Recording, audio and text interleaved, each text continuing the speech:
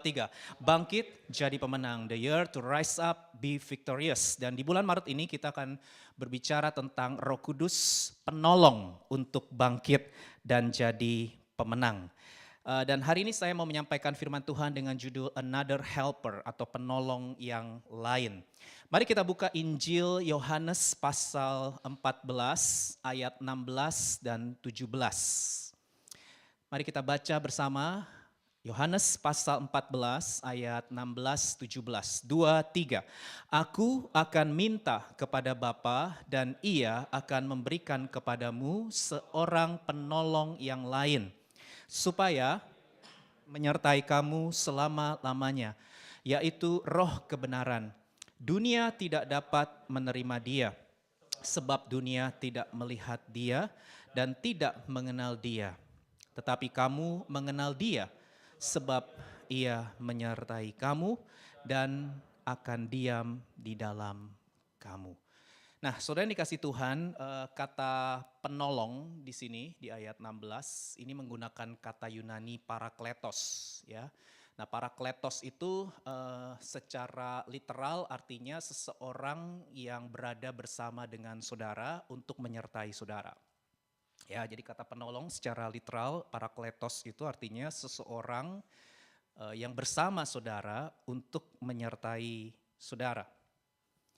Dan kata yang lain ini saudara, itu menggunakan kata Yunani alos. Ya, alos itu artinya yang lain tapi dari jenis yang sama. Jadi kata yang lain itu dalam bahasa Yunani ada dua sebenarnya, heteros dan alos. Kalau heteros itu yang lain dari jenis yang berbeda. Ya, different kind, another of a different kind, itu heteros. Tapi yang digunakan bukan heteros, melainkan alos, yang lain di sini. Jadi another of the same kind. Jadi yang lain tapi dari jenis yang sama gitu. Jadi roh kebenaran atau Roh Kudus yang akan menjadi penolong ini adalah pribadi yang sama persis seperti Tuhan Yesus. Kalau sudah tahu konteksnya ini terkenal ya saudara ya, latar belakangnya Yesus sebentar lagi akan berpisah dengan murid-muridnya karena Yesus akan menghadapi penderitaan, mati di kayu salib, lalu kita tahu hari ketiga bangkit dan kemudian 40 hari setelah itu naik ke surga. Jadi Yesus memang secara fisik akan meninggalkan murid-muridnya dan tentunya murid-murid pada waktu itu tentu sangat bersedih sekali karena mereka harus berpisah dengan penolong mereka selama ini ya. Jadi Yesus itu penolong, parakletos ya, parakletos yang pertama itu adalah Yesus ya. Yesus itu penolong saudara bagi para muridnya, tetapi Yesus akan naik ke surga ya, meninggalkan mereka. Itu sebabnya Yesus mengutus penolong yang sama persis dengan dirinya ya, yaitu Roh kebenaran atau Roh Kudus. Dan yang menarik saudara, kalau kita perhatikan di ayat 16 dan 17 ini ada 3 pribadi saudara ya yang dinyatakan ya. Aku yaitu Yesus akan minta kepada Bapa memberikan roh kebenaran. Jadi ada 3 pribadi. Jadi sedikit saya mau bahas mengenai Allah kita. Jadi gini, Alkitab itu mengajarkan bahwa secara hakikat Allah itu Esa, secara hakikat Allah itu satu saudara ya. Tapi Allah yang Esa ini memiliki 3 pribadi, yaitu pribadi Bapa, Anak, dan Roh Kudus saudara. Dan ketiga pribadi ini SMS, sehakikat, melekat, dan sejajar. Yuk katakan sehakikat, melekat, sejajar. 2, 3. Sehakikat, melekat, dan sejajar. Ya, jadi mereka itu sehakikat, Allah ya, Allah yang Esa, dan mereka itu melekat, tidak terpisahkan, tidak terbagi-bagi, dan mereka itu setara ya, sejajar. Itu yang Alkitab ajarkan mengenai Allah kita. Jadi kita harus jelas nih kategorinya supaya nggak bingung ya. Jadi kalau kita bicara tentang hakikat Allah, Allah itu Esa, satu. Kita ini monoteisme, percaya Tuhan yang Maha Esa. Secara hakikat Allah itu satu, bukan 3. Kita nggak percaya 3 Allah, triteisme seperti yang dipercaya Mormon. Bukan, kita nggak percaya itu. Kita percaya Allah itu satu, Esa. Tapi Allah yang Esa itu punya 3 pribadi. Jadi kalau kita bicara pribadi, maka ada 3, bukan 1. Ya, itu yang diajarkan oleh Alkitab atau istilah yang dikenal adalah Tritunggal ya. Tunggal itu artinya secara hakikat Allah itu satu, esa. Tri itu artinya dalam keesaan Allah itu ada 3 pribadi, Saudara ya. Jadi kita harus clear dulu nih di sini supaya Saudara nggak bingung ya. Kalau ada orang yang bertanya kita bisa jelaskan. Memang ini kebenaran yang susah ya dimengerti oleh manusia. Karena ini kebenaran Sang Pencipta, bukan buatan manusia. Kalau buatan manusia pasti akan cari yang paling simple, yang paling gampang gitu. Nggak mungkin bikin ribet begini ya. Tapi karena memang Allah kita itu melampaui rasio dan ini kebenaran Tritunggal ini kan kebenaran Sang Pencipta ya. Jadi memang cukup rumit Saudara ya, cukup rumit tapi bukan berarti nggak bisa kita jelasin ya. Kita tetap bisa menjelaskan kepada orang-orang yang bertanya. Jadi kalau Saudara tanya apa itu hakikat, apa itu pribadi, mungkin saya kasih sedikit ya definisi. Hakikat Allah itu esa ya, satu. Hakikat itu bicara tentang kualitas yang tidak berubah, yang harus ada atau harus dimiliki oleh seseorang atau sesuatu, yang menjadi faktor pembeda dengan yang lain. Itu susah ya bahasanya ya. Apa ya, hakikat itu esensi, substansi itu artinya mengapa sesuatu dikatakan sesuatu. Jadi sebuah kualitas yang nggak boleh berubah, yang harus menetap, yang stabil pada seseorang atau sesuatu yang menjadi faktor pembeda dengan yang lain. Oke gini, hakikat saya adalah manusia. Sampai kapanpun saya adalah manusia, nggak akan pernah berubah. Sampai kapanpun ya dari lahir, pemuda, lanjut usia sampai saya meninggal, memang saya mengalami perubahan secara fisik, secara psikologis, tapi hakikat saya nggak pernah berubah. Sampai kapanpun hakikat saya adalah manusia. Jelas ya, saya bukan hewan. Ya, saya adalah manusia. Nah, demikian juga dengan Allah. Jadi Bapa, Anak, dan Roh Kudus hakikatnya adalah Allah. Tidak pernah berubah. Sampai kapanpun Bapa, Anak, dan Roh Kudus itu adalah Allah.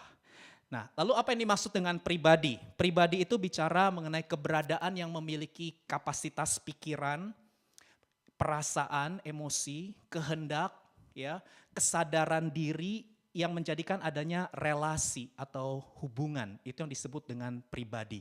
Jadi ketika kita bicara pribadi Allah, itu artinya kita sedang bicara keberadaan Allah yang adalah roh itu, yang memiliki pikiran. Jadi Allah punya rasio, punya emosi, punya perasaan, punya kehendak, dan juga punya kesadaran yang membangun adanya relasi. Makanya kita gambar dan rupa Allah, kita punya pikiran, kita punya perasaan, kita punya kehendak, dan kita bisa bangun hubungan dengan orang lain karena kita gambar dan rupanya, Saudara ya.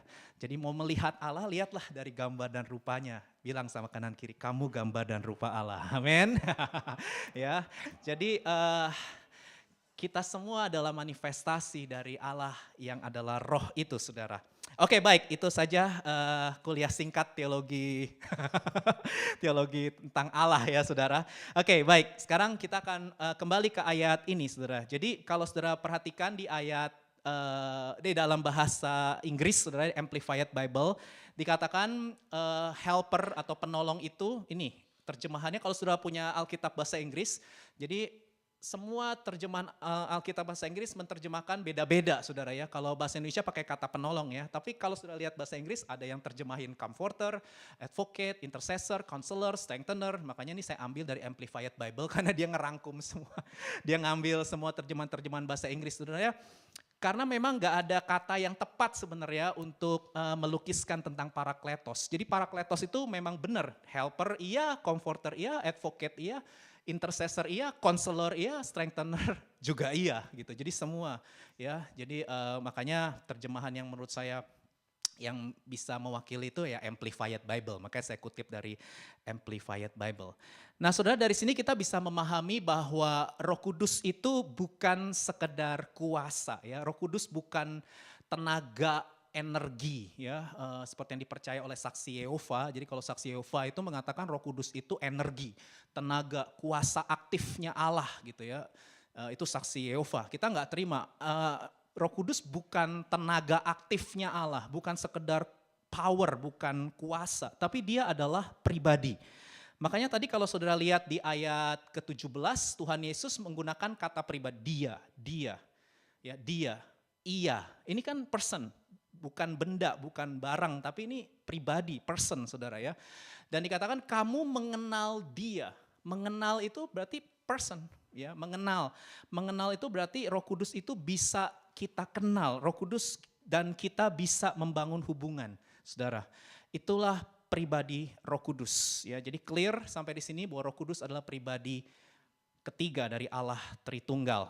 Oke, sekarang saya akan masuk ke khotbah. Jadi tadi cuma pendahuluan ya. Sekarang kita masuk ke khotbah. Hari ini saya mau sharing 3 pekerjaan Roh Kudus dalam kehidupan kita orang-orang percaya. Dan nanti minggu-minggu berikutnya kita akan terus banyak merenungkan mengenai Roh Kudus. Saudara, yang pertama kita akan belajar pekerjaan Roh Kudus. Yang pertama adalah menerangi Alkitab. Katakan menerangi Alkitab, 2, 3, menerangi Alkitab. Ya, Yohanes pasal 14 ayat 25 dan 26. Yuk saya ajak kita baca bersama, 2, 3. Semuanya itu kukatakan kepadamu selagi aku berada bersama-sama dengan kamu.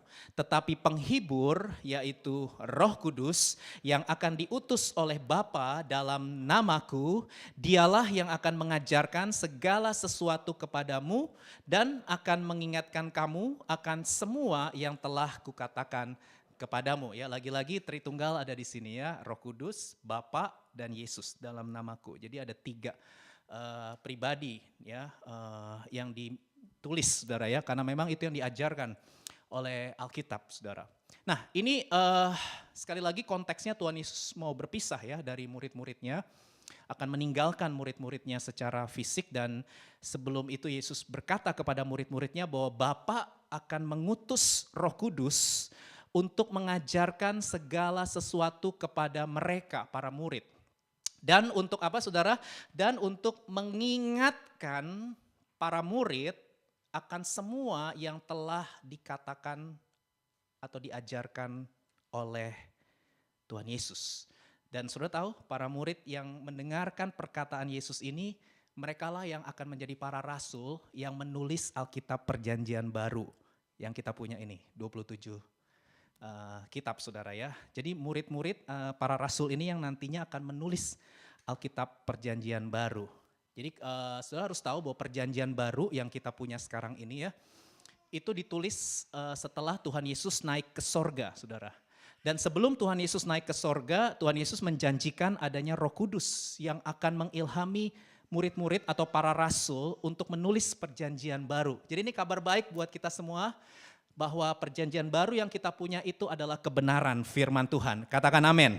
Ya, karena sudah dijanjikan oleh Tuhan Yesus bahwa ada Roh Kudus yang akan mengontrol tulisan mereka, supaya apa yang mereka tuliskan itu memang berasal dari Tuhan Yesus Kristus. Jadi Roh Kudus akan mengontrol supaya tulisan mereka itu tidak salah.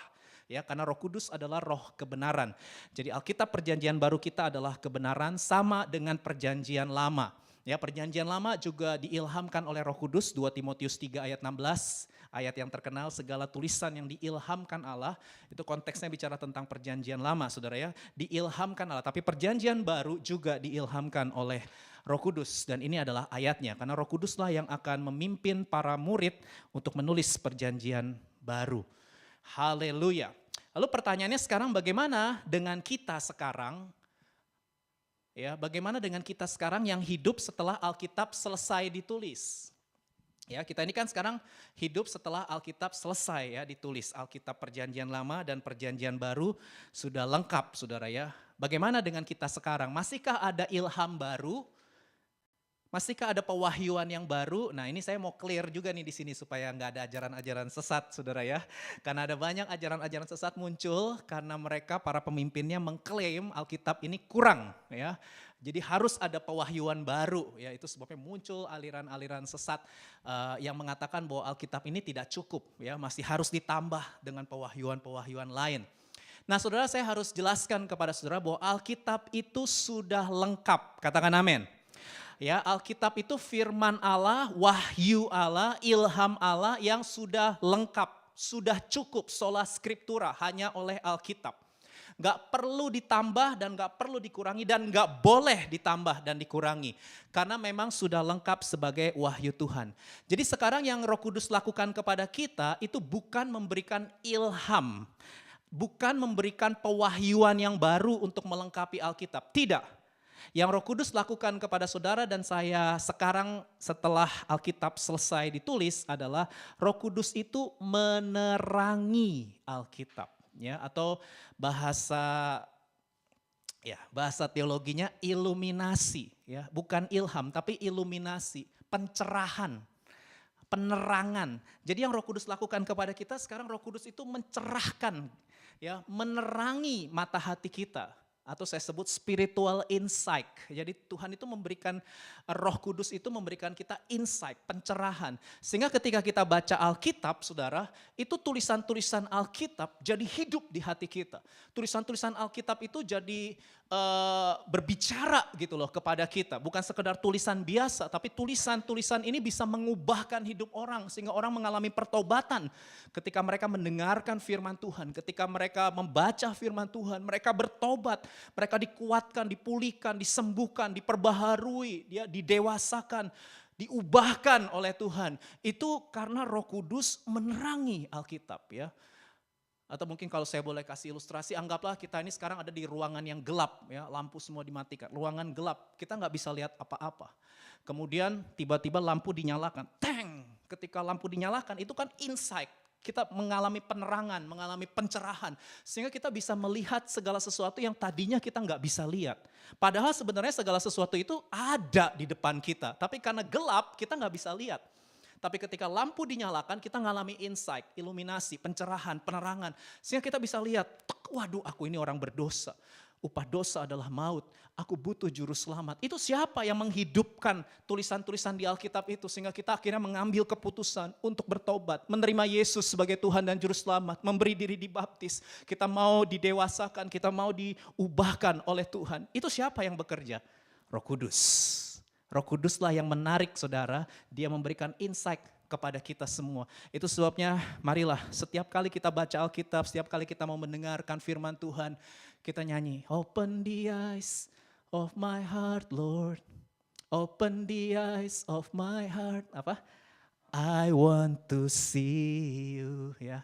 I want to see you. Tuhan, bukalah mata hatiku, terangi sehingga aku ketemu Tuhan. Aku ngalamin Tuhan secara pribadi.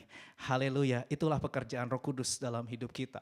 Yang kedua, saudara, Roh Kudus itu menginsyafkan dunia. Katakan menginsyafkan dunia, 2, 3, menginsyafkan dunia. Ayat 7-11 dari Yohanes pasal 16, ya. Yuk kita baca bersama, 2, 3. Namun benar yang kukatakan ini kepadamu adalah lebih berguna bagi kamu jika aku pergi. Sebab jikalau aku tidak pergi, penghibur itu tidak akan datang kepadamu. Tetapi jikalau aku pergi, aku akan mengutus dia kepadamu. Dan kalau ia datang, ia akan menginsyafkan dunia akan dosa, kebenaran dan penghakiman. Akan dosa karena mereka tetap tidak percaya kepadaku. Akan kebenaran karena aku pergi kepada Bapa dan kamu tidak melihat aku lagi. Akan penghakiman karena penguasa dunia ini telah dihukum. Saudara, di ayat 8 sampai 11 ini kita bisa melihat peranan Roh Kudus yang menginsyafkan dunia, ya, manusia akan 3 hal. Yang pertama dosa, yang kedua kebenaran, dan yang ketiga penghakiman. Itu adalah pekerjaan Roh Kudus dalam kehidupan manusia, saudara, ya. Yang pertama, dikatakan Roh Kudus akan menginsyafkan dunia akan dosa. Jadi Roh Kudus itu akan menunjukkan, menyatakan, menyadarkan manusia bahwa mereka adalah orang-orang berdosa. Ya, bahwa mereka adalah orang-orang yang melawan Tuhan. Orang-orang yang memberontak kepada Tuhan. Roh Kudus akan membuka itu, saudara. Dan yang kedua, bukan hanya menyatakan bahwa kita orang berdosa, tapi Roh Kudus juga akan menginsyafkan dunia, memberikan jalan untuk atau solusi untuk mengatasi dosa. Dan jalan atau solusi untuk mengatasi dosa itu ada pada Sang kebenaran, yaitu Tuhan Yesus Kristus. Kalau sudah baca Yohanes pasal 14 ayat 6 dikatakan, Yesus berkata, akulah jalan, akulah kebenaran, dan akulah kehidupan. Jadi Roh Kudus gak akan hanya menyadarkan manusia akan dosa, tapi Roh Kudus juga memberikan solusi kepada manusia. Bahwa solusi untuk mengatasi dosa itu bukan kebenaran diri, ya, bukan self righteousness, bukan kebenaran manusia. Tapi solusi untuk mengatasi dosa itu ada pada kebenaran Allah di dalam Yesus Kristus. Jadi Roh Kudus akan menarik hati orang kepada sang kebenaran, kepada Yesus. Supaya manusia akhirnya menerima pembenaran, dibenarkan karena iman kepada Yesus. Ini konsep yang sangat penting saudara di dalam Alkitab saudara ya. Yang menurut saya unik dan gak dimiliki oleh agama-agama dan kepercayaan lain. Ya, Alkitab itu unik, prinsip tentang keselamatan yang diajarkan kita ini diselamatkan bukan hasil usaha kita. Tapi kita ini diselamatkan karena kasih karunia oleh iman kepada Yesus Kristus. Jadi perbuatan baik kita itu bukan supaya diselamatkan. Kita ini berbuat baik karena kita sudah diselamatkan sebagai ucapan syukur. Ini sesuatu yang gak dimiliki agama dan kepercayaan lain. Jadi saudara harus tahu keunikan iman Kristen ya. Iman Kristen itu punya keunikan. Selain Tritunggal juga gak dimiliki yang lain. Konsep keselamatan juga nggak dimiliki oleh yang lain. Jadi saudara harus mengerti kita punya keunikan sendiri. Nggak sama saudara ya, kita punya keunikan. Alkitab itu mengajarkan bahwa manusia itu bisa selamat karena iman kepada Yesus. Bukan karena hasil usaha mereka. Dan yang ketiga dikatakan Roh Kudus akan menginsyafkan dunia akan penghakiman. Ya. Nah penghakiman di sini dikatakan bahwa penguasa dunia semua kita tahu adalah iblis, saudara ya. Jadi ini konteksnya sebenarnya bicara bahwa secara de jure, secara legal, secara hukum, sebenarnya ketika Yesus mati dan bangkit itu, penguasa dunia atau iblis itu sudah dikalahkan, sudah dihukum. Tapi itu secara legal, secara hukum, secara de facto belum. Karena buktinya sampai sekarang masih merajalela iblis ya. Jadi iblis secara de facto itu masih menguasai dunia. Jadi saudara nggak perlu kaget ya kalau ngelihat mayoritas orang-orang di dunia itu melawan Tuhan, memberontak kepada Tuhan, menjauh dari Tuhan. Iya, karena memang dunia ini sampai hari ini, sejak kejatuhan Adam dan Hawa sampai hari ini itu memang dunia ini ada di bawah kuasa si jahat. 1 Yohanes pasal 5 ayat 19. Jadi kita masih melihat evil, pain, suffering, ya memang masih saudara ya, masih. Kita masih melihat ketidakadilan, ya kekacauan, kerusakan moral dan lain sebagainya. Dan itu makin ke depan ini makin gelap, dunia ini makin lama akan makin gelap saudara ya. Nah karena memang secara de facto belum. Kapan secara de facto iblis betul-betul dihukum, dikalahkan? Nanti saudara. Ketika Tuhan Yesus datang kembali, ya second coming. Iblis baru betul-betul dikalahkan total, mutlak, sempurna secara de facto. Ya. Dan dunia ini akan menjadi dunia yang baru, langit baru, bumi baru. Di mana damai sejahtera memerintah dan Yesus memerintah sebagai Raja. Itu akan dilakukan saudara. Nah sekarang pertanyaannya, kalau gitu siapa sekarang yang dipakai oleh Roh Kudus untuk menginsyafkan dunia kebenaran dan penghakiman? Saudara, Roh Kudus gak mau bekerja sendiri. Jadi ketika dia mau menginsyafkan dunia akan dosa, kebenaran dan penghakiman, dia gak mau bekerja sendiri. Tapi dia memakai saudara dan saya, murid-muridnya, untuk menyatakan kepada dunia siapakah Yesus Kristus itu. Amin. Iya, Roh Kudus itu tidak bekerja sendirian. Dia memberikan kesempatan, kepercayaan kepada murid-murid Yesus. Makanya dikatakan di ayat 7 tadi, Yesus bilang lebih berguna kalau aku pergi. Karena kalau aku gak pergi, penghibur itu gak datang. Tapi kalau aku pergi, dia akan datang. Nah, kenapa Yesus bilang begitu? Karena gini saudara, kalau Yesus gak naik ke surga, tetap ada di Israel, Yesus itu terbatas oleh ruang dan waktu saudara ya.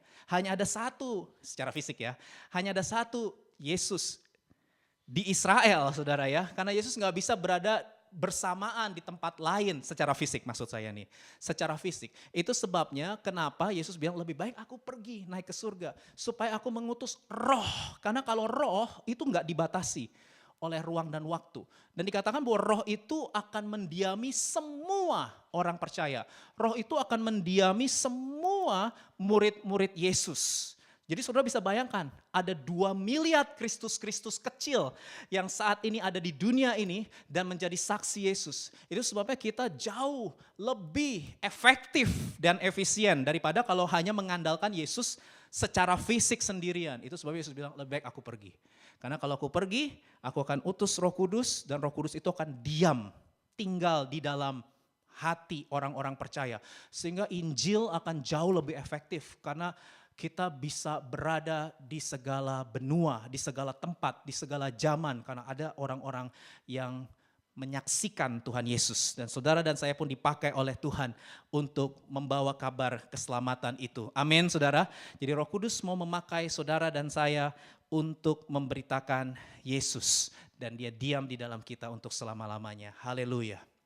Dan sekarang yang ketiga, saudara, peranan Roh Kudus yang ketiga adalah Roh Kudus adalah roh yang memuliakan Yesus. Katakan memuliakan Yesus, 2, 3, memuliakan Yesus. Yuk kita baca Injil Yohanes pasal 16 ayat 13 dan 14. Mari kita baca bersama-sama, 2, 3.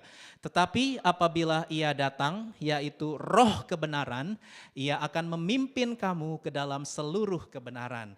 Sebab ia tidak akan berkata-kata dari dirinya sendiri, tetapi segala sesuatu yang didengarnya, itulah yang dikatakannya, dan ia akan memberitakan kepadamu hal-hal yang akan datang. Ia akan memuliakan aku, sebab ia, Roh Kudus, akan memberitakan kepadamu apa yang diterimanya dari Yesus, ya, daripadaku. Nah, saudara yang dikasih Tuhan, di ayat 14 ini jelas sekali bahwa Roh Kudus itu adalah roh yang memuliakan Tuhan Yesus. Nah pertanyaannya, bagaimana caranya Roh Kudus itu memuliakan Tuhan Yesus dalam hidup kita? Ini dijelaskan, Roh Kudus akan memimpin kita ke dalam seluruh, katakan seluruh. Iya, seluruh kebenaran. Jadi ini proses seumur hidup, saudara ya.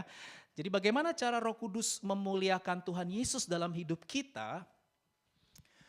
Dia akan pimpin kita, dia akan tuntun kita, dia akan membimbing kita dari satu kebenaran kepada kebenaran berikutnya. Jadi cara kerja Roh Kudus itu selangkah demi selangkah. Roh Kudus itu mengubah kita, saudara ya, itu step by step. Ya, bilang sama kanan kiri, step by step. Jadi kalau saudara merasa masih gagal, masih belum bisa sepenuhnya serupa dengan Tuhan, ya it's okay. Karena memang cara kerja Roh Kudus itu bukan instan, ya tiba-tiba nggak pernah terjadi dengan tiba-tiba. Untuk menjadi serupa dengan Tuhan Yesus itu proses seumur hidup, saudara.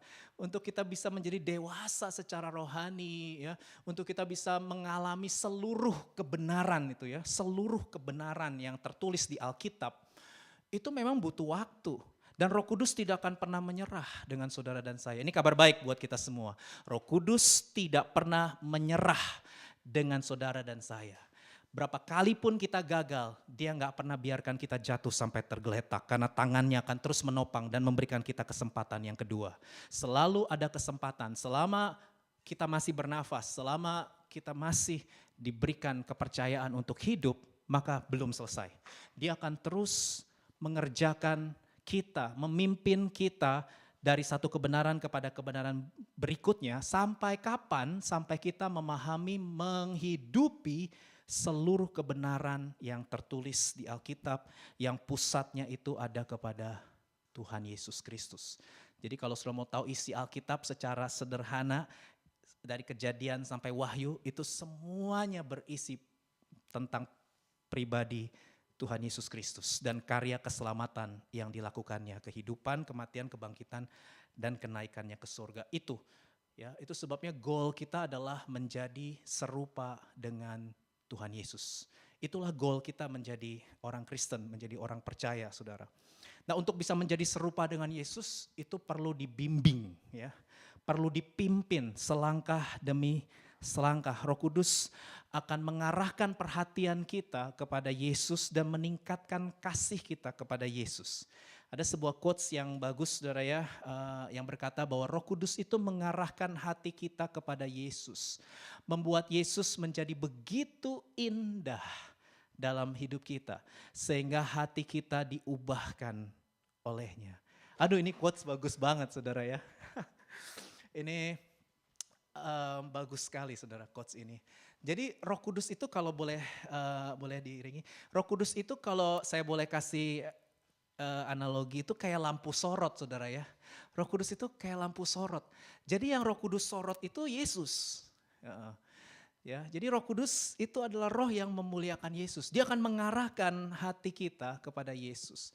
Dia akan membuka hati kita, membuka mata kita supaya kita bisa melihat keindahan-Mu memudarkan dunia.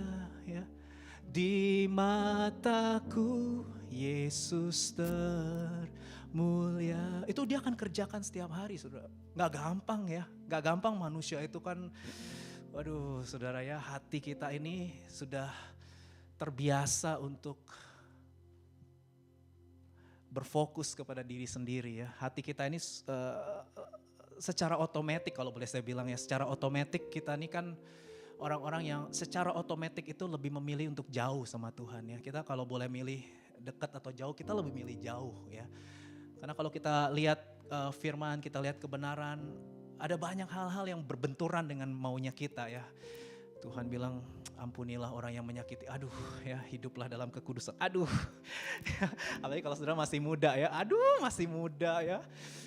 Masa hidup dalam kekudusan, hidup dalam kemurnian. Kita tuh cenderung untuk menjauh memang ya.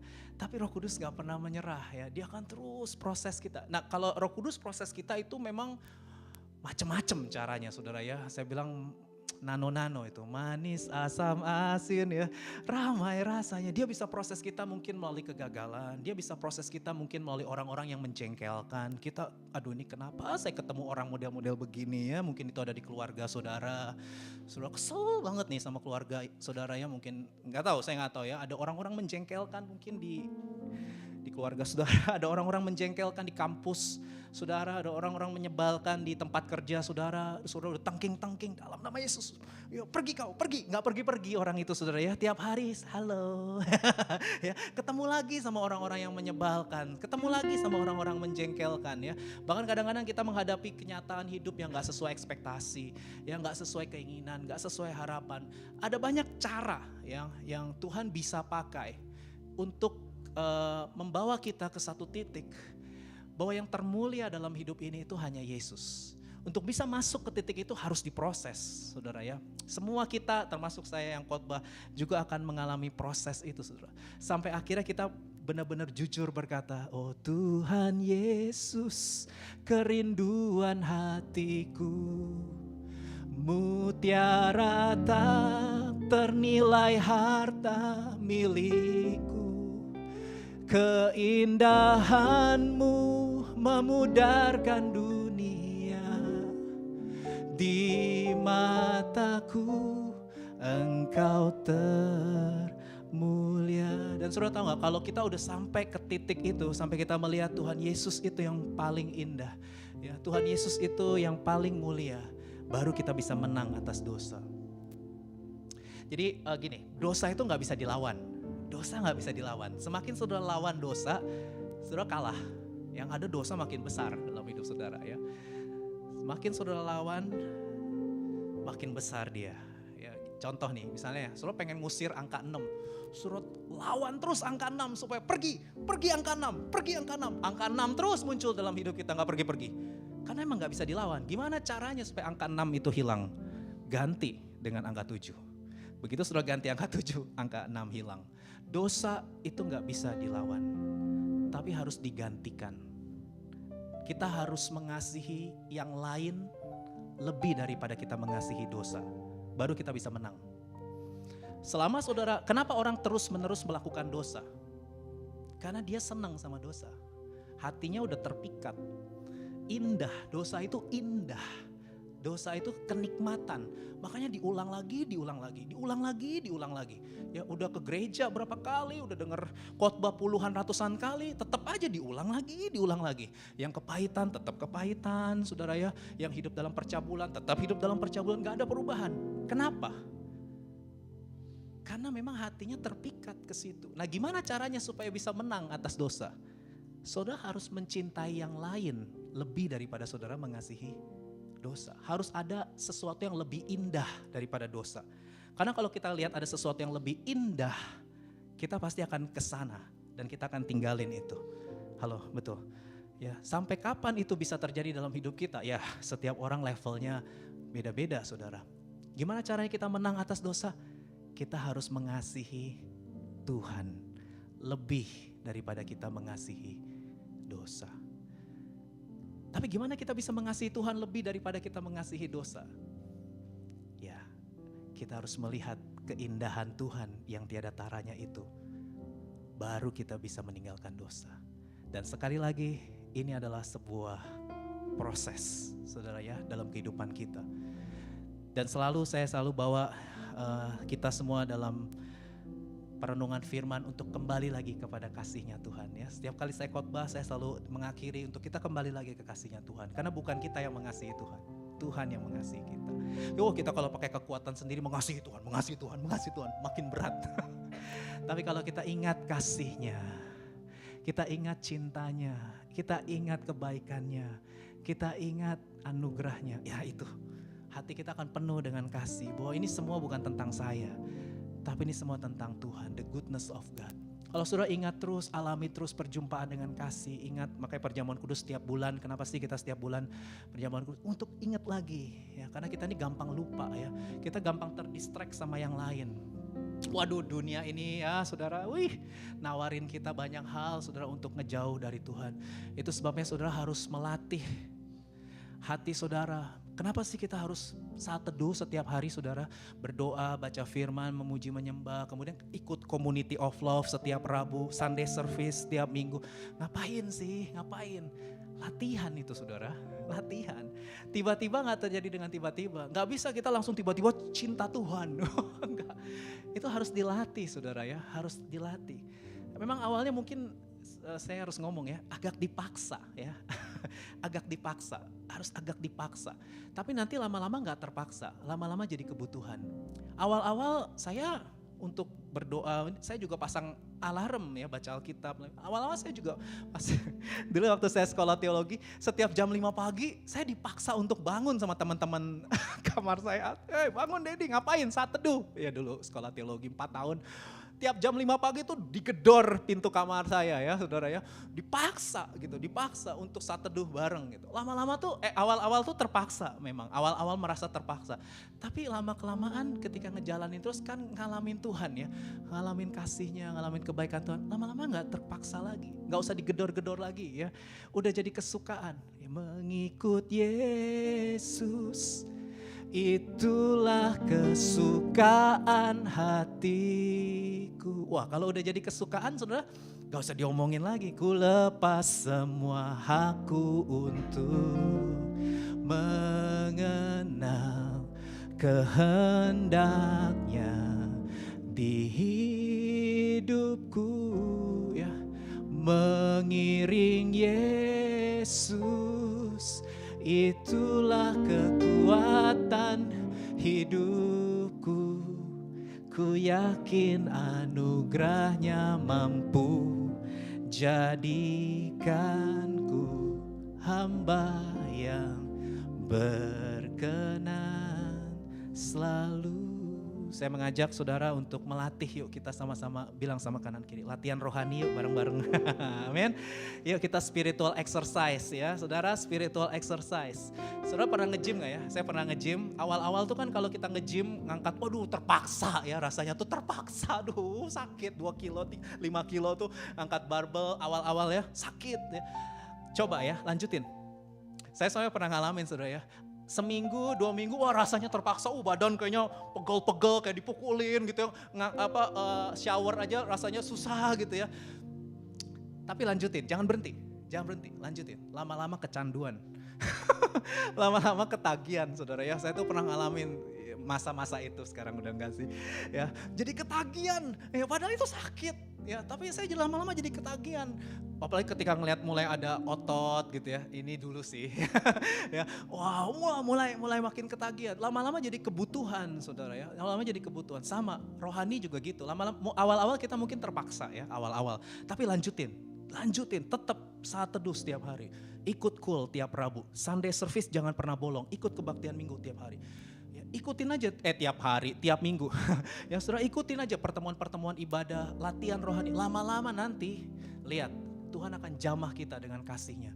Kita akan diubahkan, kita langsung gak terpaksa lagi, ini malah jadi kebutuhan, jadi ketagihan, jadi addicted to Jesus. Wih, addicted to Jesus ya. Jadi kecanduan sama Yesus. Nah kalau kita udah kecanduan sama Yesus, itu yang namanya pornografi, kepahitan, kenajisan, kesombongan, iri hati. Hilang aja udah, kita udah, aduh sampah. Ya kata Paulus, dulu yang kuanggap keuntungan, sekarang kuanggap sampah. Karena pengenalan Yesus lebih mulia dari semuanya. Paulus ngomong gitu, itu Paulus jujur.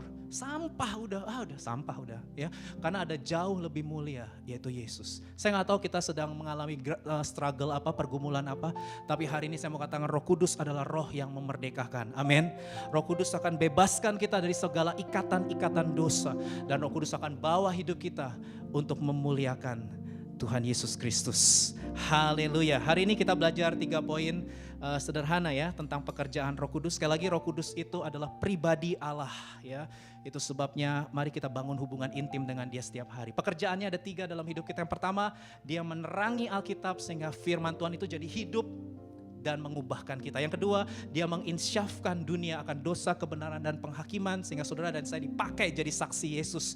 Winning one more person for Jesus ya. Mari kita jangkau orang-orang yang Tuhan taruh di hati kita untuk kita bawa mengalami Tuhan. Dan yang ketiga, Roh Kudus akan membawa kita melihat keindahan Tuhan Yesus yang tiada taranya itu. Sehingga Dia jadi harta yang paling berharga buat hidup kita. Sehingga hidup kita, kuliah kita, pekerjaan kita, hubungan kita, nanti yang mau nikah, pernikahan kita, keuangan kita, kesehatan kita, semua yang kita lakukan ini kita lakukan dengan segenap hati untuk memuliakan Yesus. Amin. Untuk firman Tuhan, mari saya undang kita bangkit berdiri sama-sama. Haleluya, haleluya. Yuk kita mohon Roh Kudus penuhi kita. Come Holy Spirit, come Holy Spirit, fall in this place.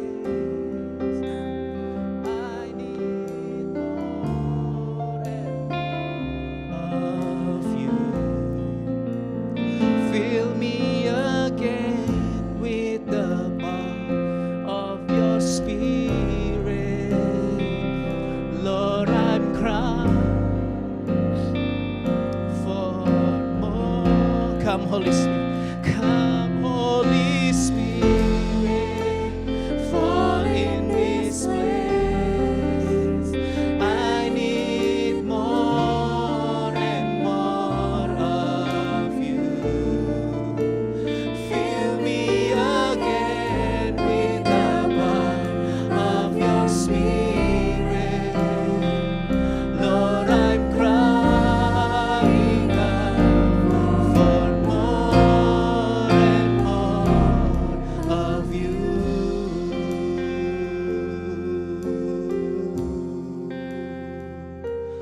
Let your Spirit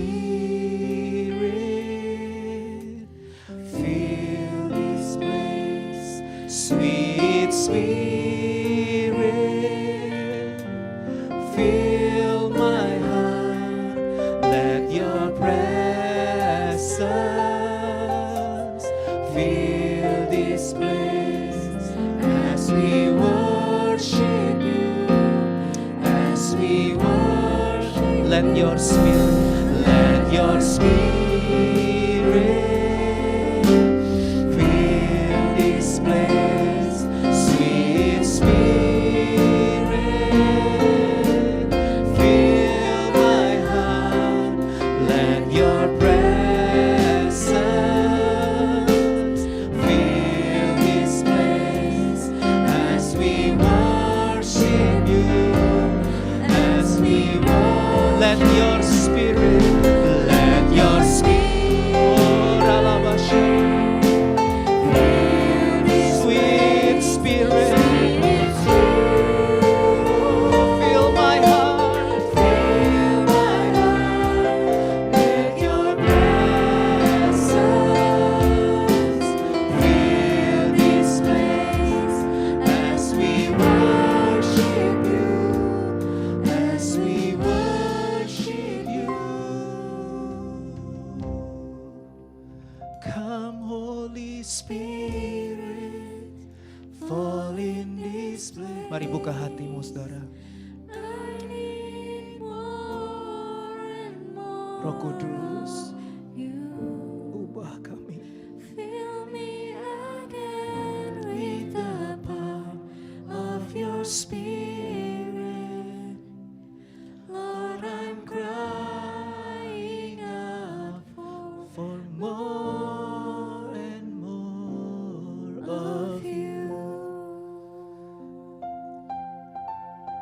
Kudus, bajak hati kami.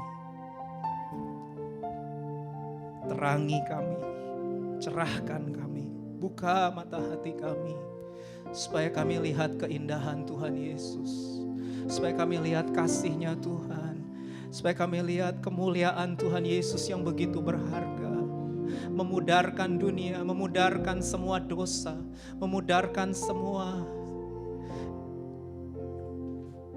kepalsuan, kepahitan, hal-hal yang tidak berkenan di hadapan. Berikan kami anugerah supaya kami hidup dalam terang Tuhan. Urapi kami ya Roh Kudus. Pakai hidup kami jadi saksi Yesus. Pakai hidup kami di kampus, di keluarga, di tempat kerja, dimanapun kami berada untuk menyatakan Yesus. Bawa kami di hari-hari terakhir ini Tuhan, untuk ikut ambil bagian. Oh, bergerak bersama-sama Tuhan, menyatakan Yesus buat dunia ini. Biarlah api Roh Kudus membakar hati kami semua hari ini, gereja-Mu Tuhan, supaya kami bangkit jadi pemenang, supaya kami jadi orang-orang yang kuat, menjadi orang-orang yang teguh berdiri di tengah goncangan yang ada. Kami keluar sebagai pemenang, bahkan lebih dari pemenang.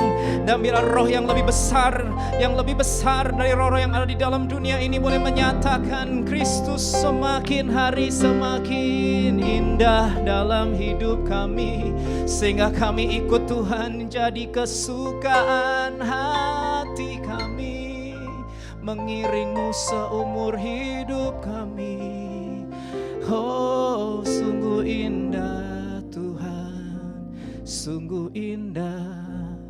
Terima kasih Tuhan buat hari ini. Biarlah doa, pujian, penyembahan, persembahan, firman, ibadah di hari ini jadi persembahan yang hidup, yang kudus, yang berkenan di hadapan Tuhan. Biarlah kami makin kenal Tuhan, makin cinta sama Tuhan, makin haus sama Tuhan, makin lapar, makin rindu sampai ketagihan Tuhan. Oh, bawa kami masuk lebih dalam lagi Tuhan. Terima kasih Bapa, terima kasih Tuhan. Engkaulah kepuasan kami. Kami bersyukur Tuhan buat ibadah di hari ini. Terima kasih buat hadirat Tuhan yang memenuhi kami semua, dan kami gak mau berhenti sampai di sini Tuhan. Keluar dari ruangan ini, di rumah kami, di kampus, di mana tempat kerja kami, setiap hari kami mau ngalamin hadirat Tuhan.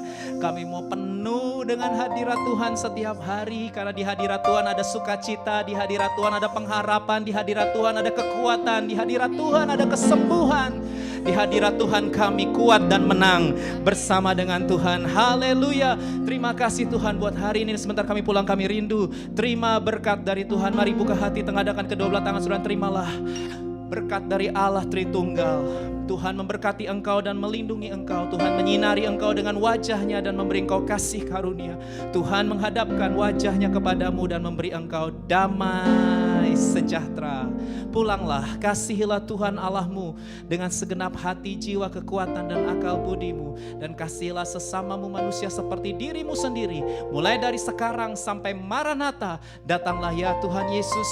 Kami semua merindukan-Mu. Dalam nama Yesus, semua yang siap bangkit jadi pemenang, sama-sama katakan amin.